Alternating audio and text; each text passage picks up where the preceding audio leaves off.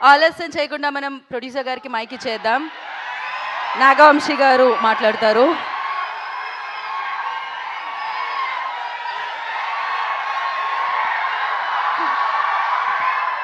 Generally హీరోలకి అభిమానులు ఉంటారు, నాగవంశీ గారికి కూడా అభిమానులు ఉంటారు అనమాట.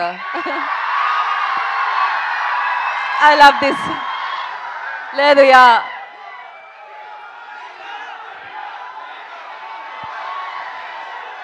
ఒక్క నిమిషం మాట్లాడాక మనం ఆ జోష్నిద్దాం. తర్వాత డైలాగులు బాగున్నాయా? పంచులన్నీ పేలినాయా?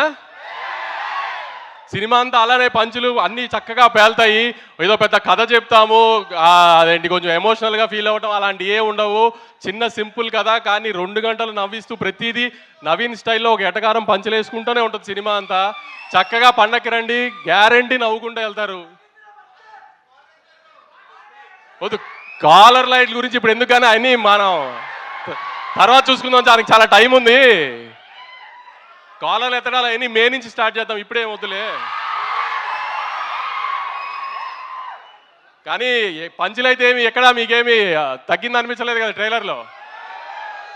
అదే తను చెప్పినట్టు ఇదంతా ఒక జస్ట్ 5-10% సినిమాలో ప్రతి సీన్లో పంచి ఉంటుంది. లాస్ట్ పావుగంట తప్పితే సినిమా అంతా నవ్వుతూనే ఉంటారు. ఎట్టి పరిస్థితిలో నవీన్ అయితే డిసప్పాయింట్ చేయడు. తను అన్నట్టు 1-2 సంవత్సరాల నుంచి ఒకటే కథ మీద కూర్చుని రాస్తూనే ఉన్నాడు. ఎంత ఫైన్ ట్యూన్ చేయగలిగాడు చేస్తూనే ఉన్నాడు.